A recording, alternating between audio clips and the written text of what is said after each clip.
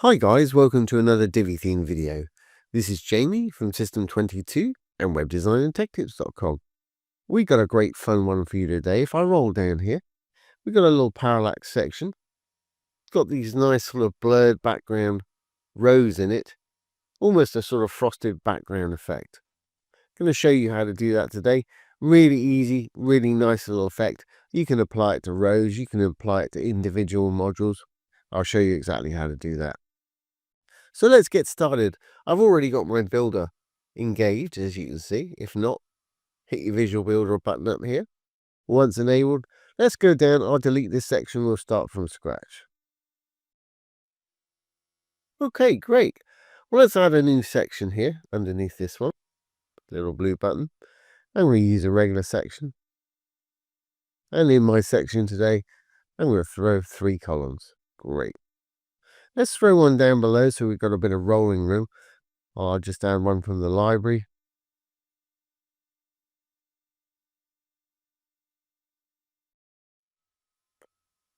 Great, got a bit of rolling room down there now, perfect. Okay, in my first little column here, I'm going to chuck a little call to action. You can use any module you want. I'm going to make this very quick by just using a quick call to action. Going to make it the shape and size I want it now. Obviously, you'd have some real text there. What you want the button to say, I know you can't see it yet. It'll appear when we put a link in. I'm going to sort of pretend each of mine got just a couple of lines of text.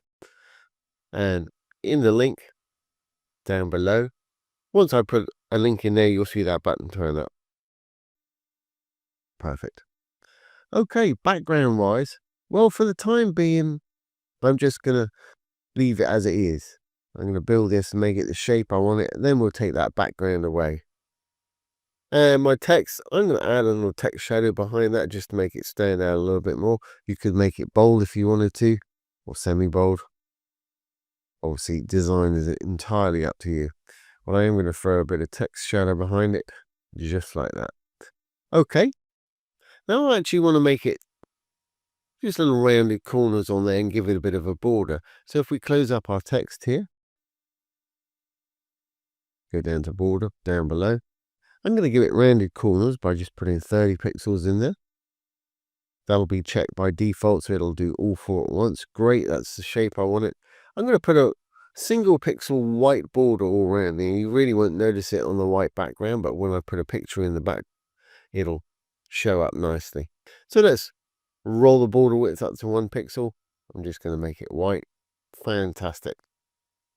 Well, now I've got what I want. Let's just put an image in the background and we'll take the background away from this one. So I'm going to save my call to action settings. I'm going to go into my section, the blue tab, background, always under content, 3rd tab across. We can add a background image. I'll use the same one as I used before. Just for fun, I'll make it parallax. Little switch down below. We got 2 types to choose from. True parallax, where it moves, but it moves at a different rate from the front of the site that it's moving. Or they've got CSS parallax, which is actually fixed background, and it's going to stay exactly where it is. I'm going to use the regular for mine today. Now that that's in there, you can see our little white border in there. Fantastic. Well, I'm going to give this a bit more scroll room while we're in the section. So over in design, I'm going to go into spacing. And let's try giving it in the padding top. I'm going to say 10%, see how that works.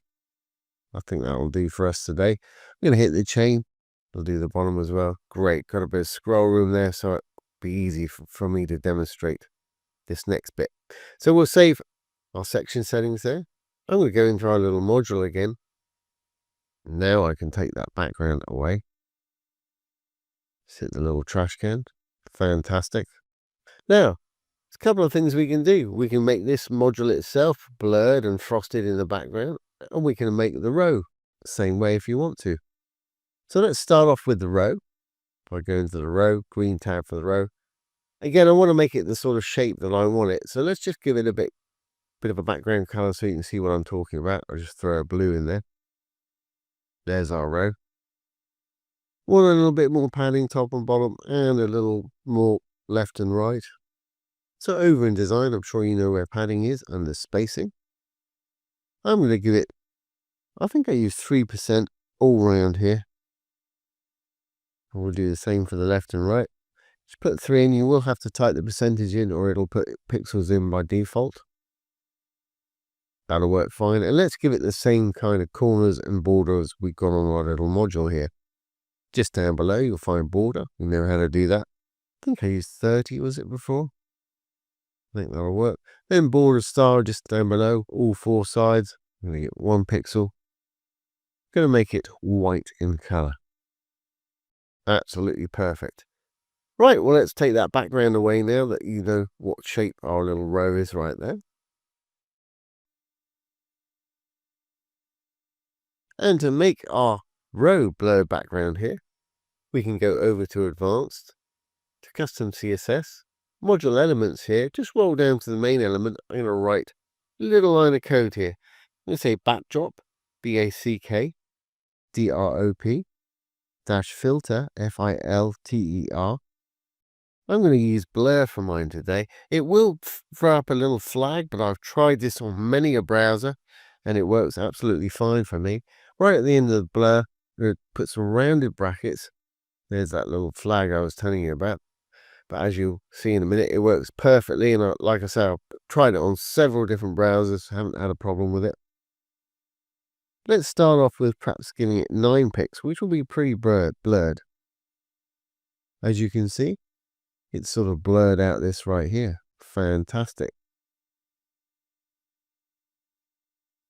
And the more you blur it, the easier it is to read the text there. So if we went 15 pixels perhaps, it's even more blurred. Now to even make it a little bit more frosty, we can put a little bit of a white background in there and bring the opacity down. So still in our row settings, we can go into the content, down to our background. Let's make it white. Well, that doesn't work very well, does it? But just left click on the white field here. We'll bring the opacity slider pretty much all the way down to about 15%, something like that. Wherever it is, it works for you. And it gives it that nice sort of almost etched glass feel to it. You can add a bit of shadow, bit of box shadow or something if you even want it to be more 3D looking. That works quite well for me, especially if you put a nice little opaque black in there. In fact, let's just do that and we'll finish off.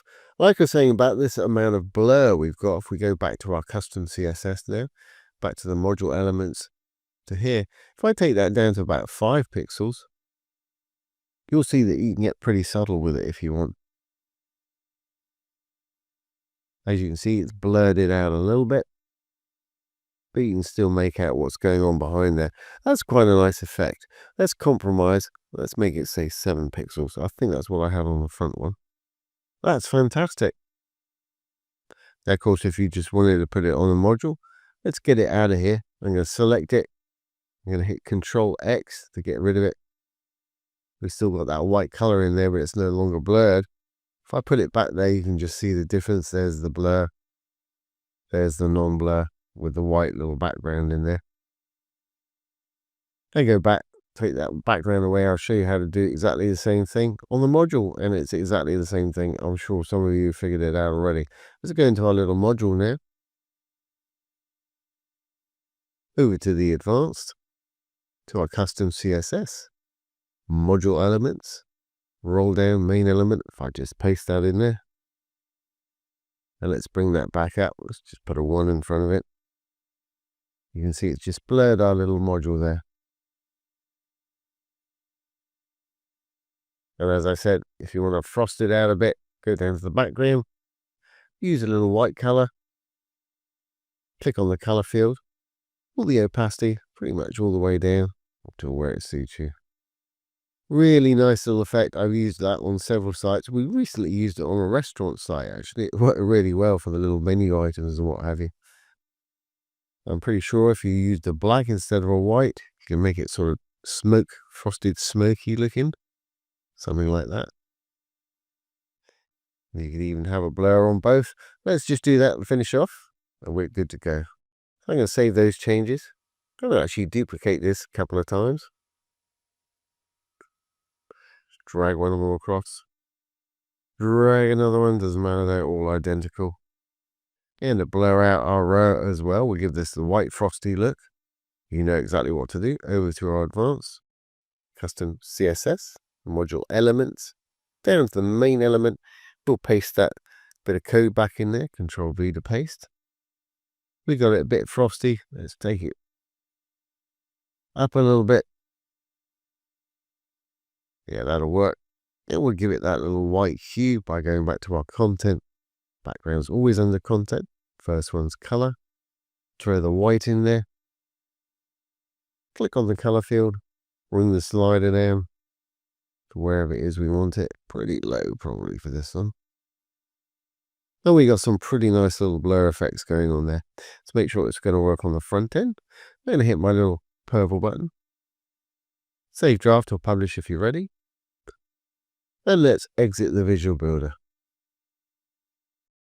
Fantastic. If I roll down, there's our little parallax section. And there's our little frosted background with our little call to actions on there. Of course, they can click on the button, do their thing. Really nice little feature.